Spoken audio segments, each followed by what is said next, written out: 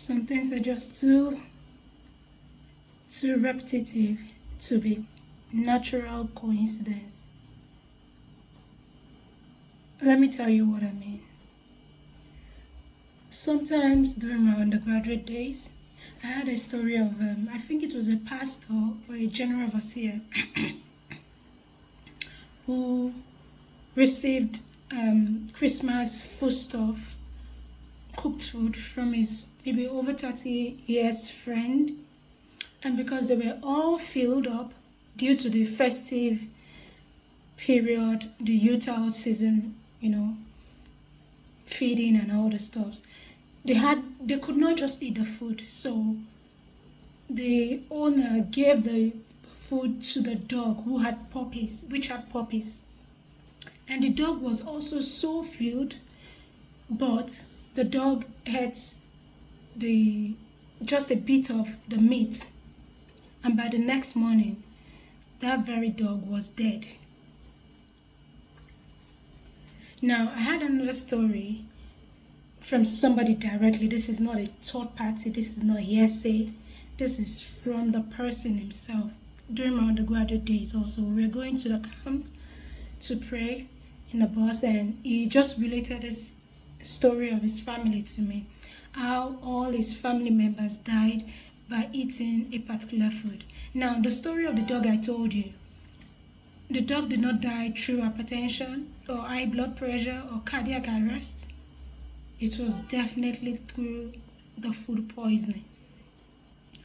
Not natural food poisoning, but definitely somebody must have laced the food with, something injurious to the health. And the dog died by the next morning. And so it also happened to this guy that related a story to me by himself. I was gobsmacked, like I don't even remember saying anything because he was the only survivor. He was the only survivor. His father, his mother, his siblings, they all died. They all died. Why am I saying all these things? The heart of man, the Bible says, is desperately wicked and beyond cure. Who can know it? Gbogbo aláǹgbá ló sọnù délẹ̀, àmọ́ etí inú run. You don't know who is envious of you. You don't know who is jealous of you. Except you have deep discernment of spirit. Except you can understand the subliminal messages being passed to you, either directly from those persons, through their conduct, their words, their behavioral patterns, or you have that discernment. You just know that I'm not supposed to eat this particular food. I'm going to give you other examples. Okay, there was a time I went for a symposium and we were lodged in a hotel. My hotel room, I found one of my hotel rooms in those periods. So I found a bottle of wine in my room and I had to take it to the reception. I told them at the reception that I found a bottle of wine in my room and maybe they should come and take it and things like that, or they should have it. I can't remember if I took it to the reception by myself. And they said, oh, the former occupant of the room, the former lodger, was the one who left it deliberately, something like that. That he doesn't need it, so if I want it, I can have it. So I did longer truths. I opened it, not immediately, but long afterwards, and I drank a bit of it. Oh my goodness. It's a bottled wine, bottled ego, not even plastic, bottled. I can't tell you what happened, honestly speaking, but I just had to stop it, but the effect did not live until years. I had to keep on self-treating myself and wondering what was wrong with me. What was wrong? I was literally spitting blood. That was just it. So you just have to discern when to accept some things. And our Yoruba people, there are times they say you can accept some things but not eat it. But I am of the school of thought that if I don't want something, I actually will not collect it from you. I would, appreciate you kindly and say sorry. I can't collect this from you. There are instances where even without any curiosity as to whether a food is bad or being laced with chemicals, I don't just eat it. There was a time I went for one of our MBA meetings, and the Spirit of God prompted me to fast before going. But the food that was even served was just like so, like, not just looking sumptuous. I'm very sure that it was a delicacy. Even till now, I still feel like I miss that food. I still feel like it. But I was just like being told not to eat. Not that the food was bad, not but nothing happened to anybody there. But I believe it's because of maybe future dates. Because there'll be a time where there'll be the need to say no to a particular food, and because of the discipline, the years discipline, that will be one of the saving grace, to say no to such kind of food. Another period, I think this was in 2014, I went to the Federal High Court. I just concluded a case at the Federal High Court, and my phone was, stolen from me from the tricycle, and I just got back to the office destroyed.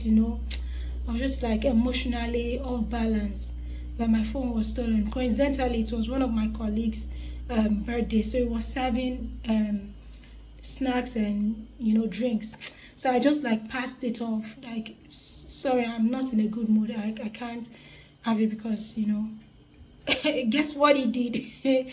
Dude went to report me to the principal. The principal was chastising me that I didn't eat, but it was like I just came back from the Federal High Court. My phone was literally stolen from me, a new phone.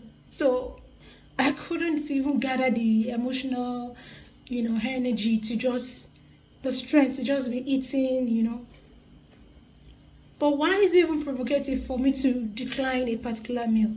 Listen, if you're not careful, the enemy is going to use your time of celebration to do some really, really, really dangerous things.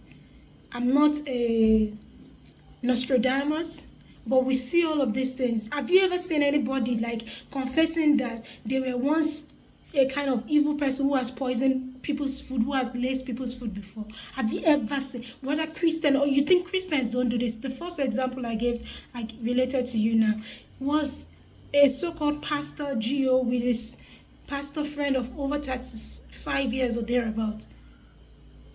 And it's happening. Christians are dying through, eating foods laced with, poisons and chemicals. It's happening everywhere. Just listen to the news. And they'll now lie and say causation of death is an underlying sickness. What underlying sickness will happen to the dog, which I gave in the scenario, which is a live experience? Which is a live scenario. What hypertension, what high blood pressure, what cardiac arrest, what heart attack. Human beings are wicked, like desperately wicked, innately wicked. And I'm thinking that this kind of people who lace people's foods with chemical, they've now become a kind of syndicate group where they do this to people. If a food, even when you use your money to buy, if you delegate somebody to buy food for you, they still do these things. So just be circumspect, be discerning, just be prayerful also. And it's not everything they give to you have to collect. It's not everything they give to you have to eat. Moving forward, there was a time when I moved into the United Kingdom. I was just in the library in the middle of the night. There was this. I just won so-called election. It was nothing to me though. Even I don't even see the benefit of even being a cost rep. And I won the election of being a cost rep. I met about 7 contestants, and one of the contestants who lost approached me in the library in the middle of the night. We chatted. She said some really strange things though, but later she said she was going to bring me something, and she went home in the middle of the night. She went to her house, which was off campus, not even on campus. I was living on campus, and she went to bring this thing, food, like was it fish and chips, or like, I was like, I don't want. I'm sorry, I don't want. And they would always insist. That's one of the reasons you have to know that something is off off the hook. Something is wrong. For somebody to be insisting when you're saying you don't want something, we have to delineate between kindness and people who actually mean evil. So I was like, I don't want one. The food is cold. Two, I didn't even ask for it. Three, I know what kindness is. I know what caring is. So that one does not fall within caring. The logonjo, no, it doesn't add up. That was why I gave it to her. I didn't even collect it. I said I don't want. There was no point accepting that food because I came to the library to read. If I had complained to her that I was, hungry and things like that, and we were just new, so it wasn't as if I was. We were new. I was new in the. Apart from winning the election, it wasn't as if this thing. So what was the? It wasn't as if I had been around. I've not been working for a long time. Like now, I've not been working since January. So it's a different thing. Although we still have to be discerning because the devil is really really mad. He's moving about like a roaring lion, looking for whom to devour. Devour. The Bible says the devil comes not but to steal, kill, and to destroy. But Christ has come to give us life everlasting. Be careful of the food gifts and the drink gifts you collect from people. They have now become a syndicate. This is one case too many.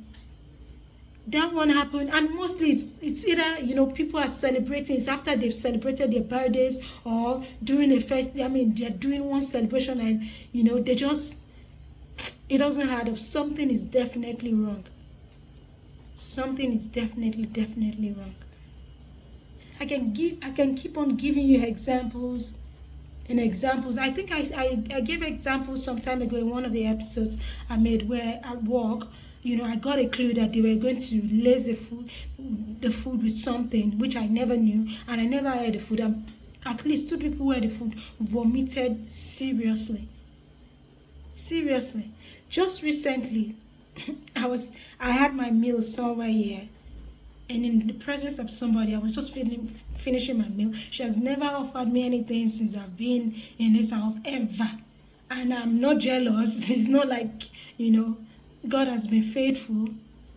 God has always been faithful, and He will continue to be faithful, and He will prove the devil not just wrong. He will put the devil to shame. So she wants to offer me cake. I was like, I just finished eating. I think I'm okay. Girl insisted that I must take the food though. It's not even without. Like, I should keep it for another time. No. I insisted. I said I don't want. No, she didn't yell. She went upstairs. Went to bring the food. She said it's red velvet cake. Thank God, babe, àtijẹ red velvet cake real. Ipe akíṣe. What do you call it? Àkíṣe ẹni tí ò jẹun rí. That was how she went to bring the red velvet cake. Seriously, I don't even want to swear or say anything funny. Even an idol will not collect that red velvet cake. Honestly speaking, an idol will not collect that red velvet cake. When I saw the thing, the thing is worse than ever.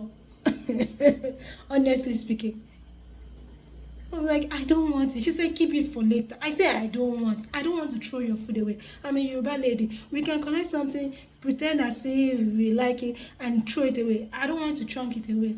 I got some clues as to whether, I heard some things afterwards, but whatever be the case, I never collected that. I never collected it.